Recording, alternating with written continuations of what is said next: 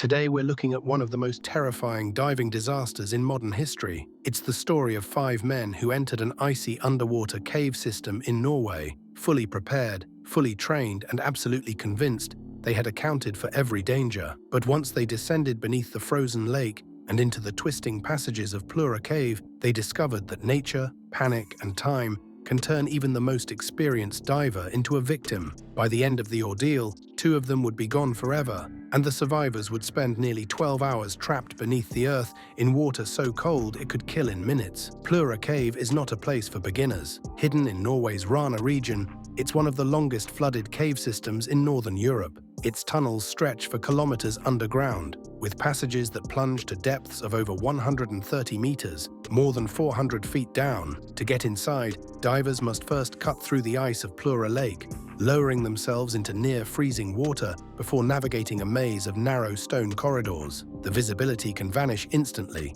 the pressure is crushing, and the cold is relentless. In short, it is a place where every decision matters. On February 6, 2014, 5 Finnish divers arrived with one goal in mind: to complete a traverse through the cave system from one entrance to the other. Their names were Kai Kankanen, Patrick Grönqvist, Jari Huotarinen, Vesa Rantanen, and Jari Yu. Each of them was highly qualified. All were certified CCR full cave divers, trained in the use of closed-circuit rebreathers and accustomed to the risks of deep technical diving. They weren't reckless. They weren't underprepared. These men had hauled hundreds of pounds of equipment across Finland, Sweden, and Norway in a 15-hour drive through snow and ice just to get there. Their van and trailer were stuffed with underwater scooters, dozens of diving cylinders, rebreathers, sleds, and even a snowmobile to haul the load across the frozen lake. Every detail of the dive had been reviewed again and again on the journey. By all accounts, they were ready, and they had reason to feel confident. Months earlier, Kai and Patrick had successfully proven the connection between Plura Cave and the Steinuglafloget dry cave, completing the traverse with another diver. That achievement put them in a very small group of explorers who had managed the feat. Now, with even more preparation and the full team assembled, they intended to repeat the journey, only this time starting from the opposite side.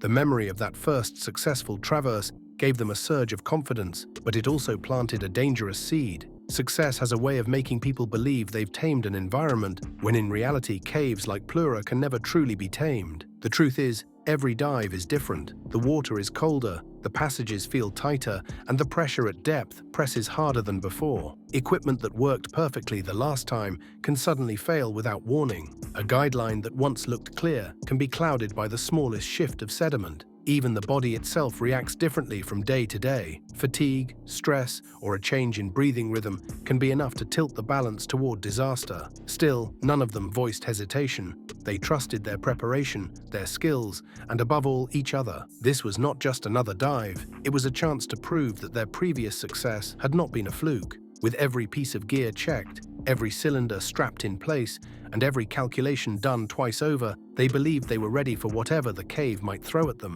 But what they didn't know was that the cave was already waiting, silent and merciless, to test them in ways they could never have imagined. Their plan was careful. The dive would take about 5 hours if everything went smoothly. To minimize silt being kicked up and clouding the water, they split into 2 teams. Patrick and Jari Huotarinen would go first. Then, 2 hours later, Kai, Vesa, and Jari Yu would follow. It was a cautious approach, and it showed their professionalism. But as history has proven again and again, caution doesn't always save you underground. The night before, they stayed at Jordbro farm, near the cave entrance. Temperatures dropped to -3°C. The next morning, the real work began. While Kai, Vesa, and Jari Yu hauled equipment toward the Steinuglafloget side, Patrick took a chainsaw to the thick ice covering Plura Lake. With Jari Huotarinen's help, sleds loaded with rebreathers and cylinders were dragged across the frozen surface. Soon, a triangular hole opened in the lake.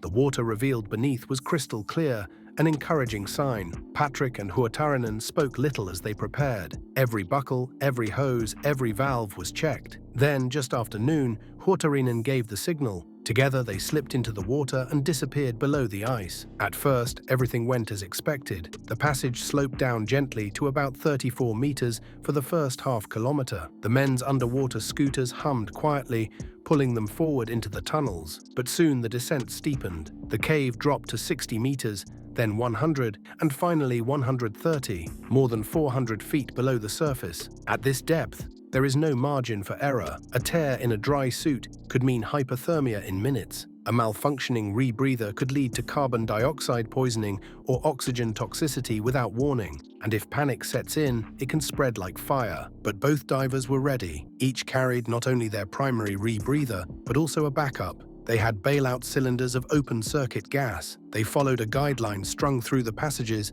like a lifeline, markers that Patrick himself had helped place during their earlier dive. For a moment, it must have felt almost routine. They even powered down their scooters at one point, allowing Huotarinen to take in the eerie beauty of the chamber around them. In the stillness of the deep, their lights reflected off the stone walls like tiny suns. But that calm was deceptive. The deeper they went, the more the cave began to reveal its true character. The walls closed in tighter, the silence grew heavier, and the water seemed to press harder against their bodies with every passing second. At those depths, even the smallest distraction could carry enormous consequences. A strap catching on a jagged rock, a regulator slipping just for a moment, or a flicker of panic could set off a chain of events with no way to reverse it. Still, the two men moved with practiced control, their bubbles almost non-existent thanks to the rebreathers, their lights cutting through the endless black-like blades. Patrick's hands occasionally brushed against the stone as he guided them along the line,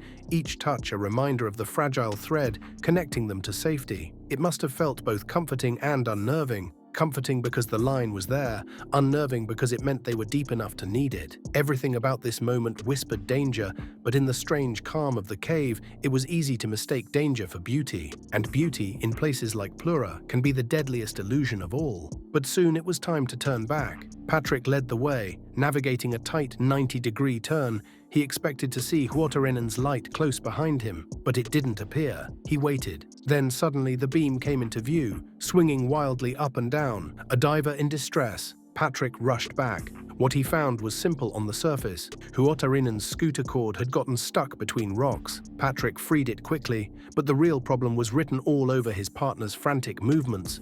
Panic had taken hold. Even with the scooter freed, Huotarinen was thrashing, signaling desperately for bailout gas. Patrick handed him a regulator. Huotarinen switched back and forth between it and his rebreather, unable to calm down. Hypercapnia, the buildup of carbon dioxide in the blood, was almost certainly setting in. At these depths, breathing too fast, too shallow, or out of rhythm can tip the balance in seconds. Huotarinen's panic spiraled, and soon he had no regulator in his mouth at all. Patrick tried to press one against his face, purging air into it, but it was too late. Water flooded in. In an instant, Huotarinen was gone. The cave around them stayed silent, indifferent to what had just happened. One moment, there had been two lights moving in rhythm, and the next, only one remained. Patrick must have felt the crushing weight of realization settle in instantly, that even with all their training, even with all their preparation, the cave had claimed its first victim. The narrow tunnel now felt even smaller,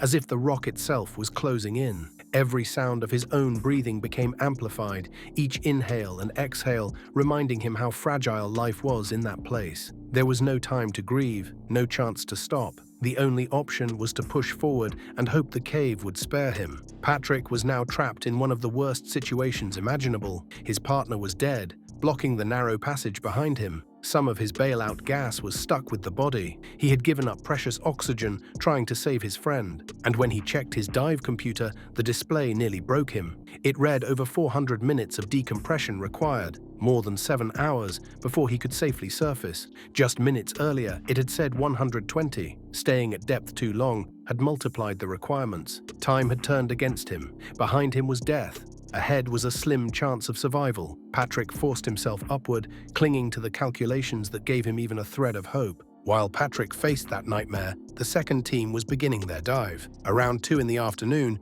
Kai, Vesa, and Jari Yu descended into the icy lake and followed the same tunnels. Vesa, ever cautious, carried extra cylinders, though Kai warned they would become a problem in the narrow passages. And he was right. Soon enough, Vesa had to shed gear to squeeze through. even snagging a fin on the guideline at one point. Every delay at that depth added more decompression time. Frustration set in, but frustration turned to horror when they reached the 90-degree bend. The sound came first, a sharp beeping, the distress signal of a failing breathing apparatus, and then the sight, the body of Jari Huotarinen floating lifelessly, blocking the way forward. Vesa steeled himself, removing more gear to pass. Behind him, Jari Yu arrived and realized what had happened. Stress surged through the group, and just as panic had claimed Huotarinen, it now took hold of Hari Yu. He began switching erratically between systems, his breathing ragged, his body language screaming desperation. Kai tried to calm him, but once panic takes root at those depths, it is nearly impossible to stop.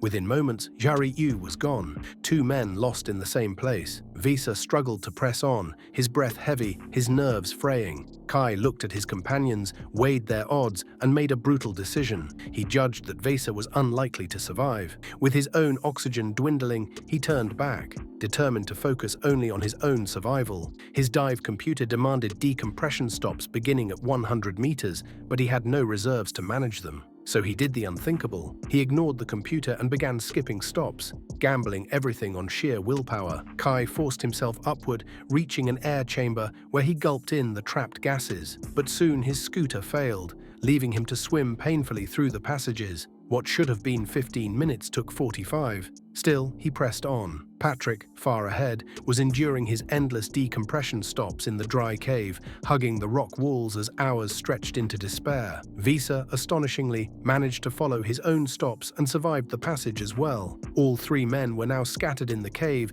each fighting alone against exhaustion, cold, and time. By 9 in the evening, nearly 12 hours after his dive began, Patrick surfaced into the dry cave. He had cut his decompression short by 90 minutes, but he was alive. Vesa surfaced later, his body already aching with decompression sickness. And finally, around 1:30 in the morning, Kai broke through to the lake's surface, but the hole they had cut earlier was gone, sealed over with a thin sheet of ice. In panic, he searched until he found the spot, clawed through the frozen layer, and pulled himself out into the night. He believed he was the only one left alive. Exhausted, freezing, he stumbled to the van, started the engine, and collapsed. Meanwhile, Vesa and Patrick had returned to the farm, fearing Kai had died. Hours later, they saw the light in the van and realized he had survived too. 3 men had made it. 2 were gone. News spread quickly. The survivors were hospitalized and questioned by police. Authorities considered recovering the bodies, but even experienced British divers declared it too dangerous. The cave was sealed and diving banned, but the survivors couldn't leave their friends behind. Months later, in spring, they returned. Kai stayed away, haunted by anxiety. Vesa was sidelined by a spinal injury from decompression sickness.